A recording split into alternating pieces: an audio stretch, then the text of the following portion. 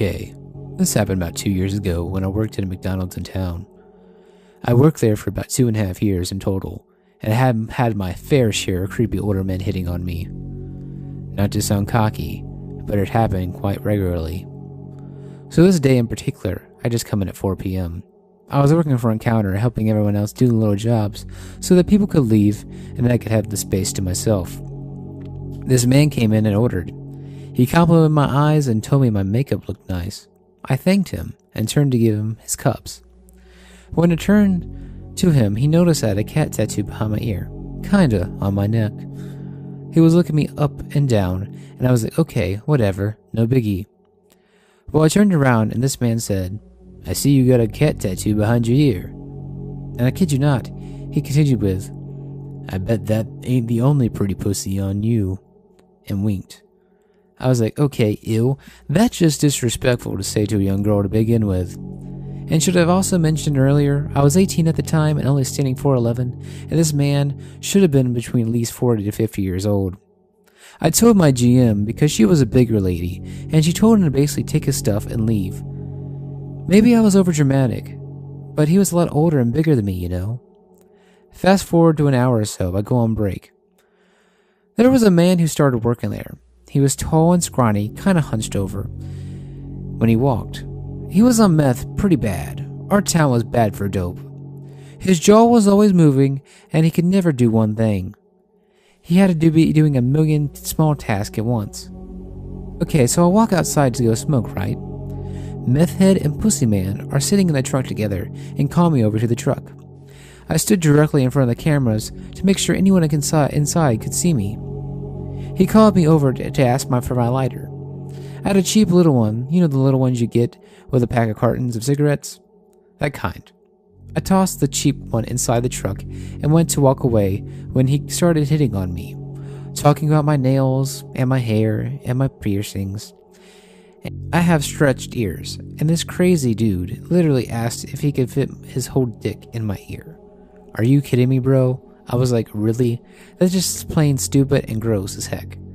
Meth Head tried to get me to come sit in the truck with them to smoke a doobie.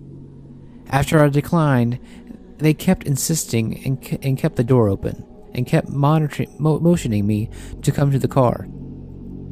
Meth Head started getting out, so I panicked and I just kept backtracking a bit. He kept going on and on, so I acted like my friend was calling, so I walked away. They both yelled something about me having a big butt, so I just continued and ignored them. Pussy Man was driving, and he turned on the truck and started following me to the smoking area. I walked to the little area that was basically at the dumpsters, and they parked directly in front of the door, to where the truck doors were beside each. I put my cigarette out and called the store, but no one answered, and I was like, awesome. I said, oh no, I'm not doing this right now. So I called my mama and tried to get her to answer, but she was napping. I was like, really, mama? I'm out here about to get kidnapped and you can't even wake up for your darn kid. Really? Anyways, I went inside and told my GM what happened, and she fired the old meth head on site and banned Pussy Man from the store. I made one of the dudes I work with sit outside with me while I smoked from now on. Things could have went a lot worse, but needless to say, Meth Head and Pussy Man, let's not meet again. When I was 14, I lived down the street from a Walgreens and would walk there to buy candy or makeup maybe once or twice per week after school. It was less than a 10-minute walk, and I mostly felt safe. Although at that age, we all feel invincible.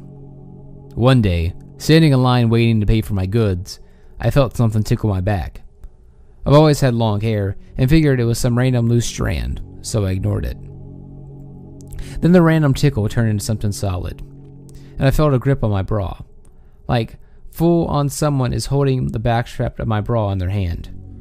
I made a noise, rushed forward, nearly bumping into the person in front of me, and turned around to see a dude standing behind me. I started to ask, what the heck? But then he cut me off and said, someone is supposed to teach you how to use those things. I was super confused, so naturally I said, Huh? Your bra. Don't you have someone to teach you how to put those things on? I reached back and felt my bra was above the back of my shirt, and apparently the hooks weren't fully aligned. It was a 3-hook bra, and I guess I only had 2 hooked, and one was off center. Or something, but I was still confused. Okay. I said, super creeped out at this point. Well, you're walking around with a dog like a dog in heat. At least fix your bra or let me do it for you. Okie dokie. I faced forward and ignored him, paid for my candy and lip gloss, and then left. Halfway to my house, a car pulled up beside me, and lo and behold, it's him. Hop in.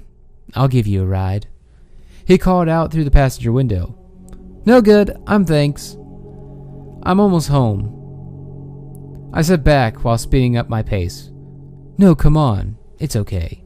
He called back, and at this point he sort of pulled up and aligned his car so that it was nearly on the sidewalk. No thanks, I yelled back at him before running to the other side of the street. I kept my walking pace, but I was freaking out. I heard his engine rev up behind me, turned to see his car coming towards me. And on the wrong side of the road at that. And I just ran till I reached my house. Probably not smart, but I ran inside and locked the doors.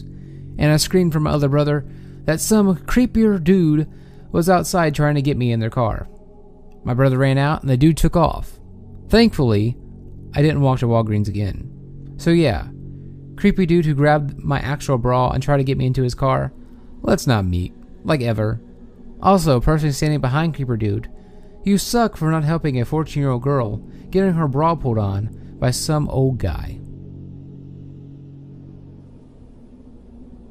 One night, I was about 7 years old at the time. I was on summer break and would usually stay up super late watching TV like Nick at Night and Adult Swim and stuff like that.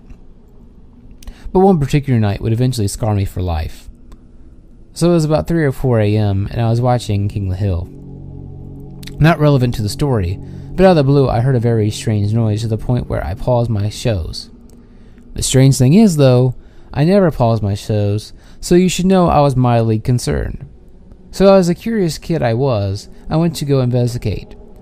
But with, of course, a weapon. I'm dumb, but not that dumb. So I continued to walk down the inky, dark hallway, still hearing the noise that caught my attention. Myself being dumbfounded, yelled out, "Is anyone there?" No response. I yelled out again. I said, "Is anyone there?" The sound then stopped in an uncinematic way. My paranoia of all the robbery home stories came flowing in as soon as I slowly creaked the door open to find nothing but darkness in my line of sight. But as I looked closer, I saw my brother quietly whimpering in his bed, and I was confused because there was nothing in the room. So then I proceeded to ask what was wrong. He quietly said, "I heard something in the corner of my room," brushing it off because it could have just been my imagination roaming wild.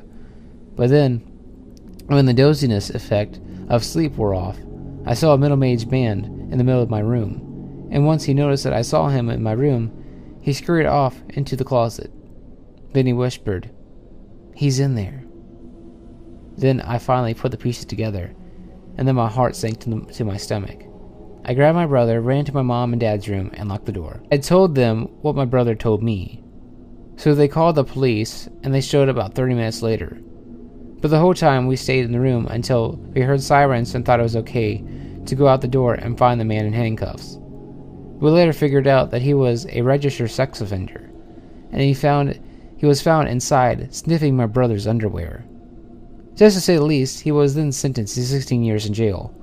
My mom and dad took the precaution of moving our location, and thankfully, we've never seen that man since. Hopefully, never again.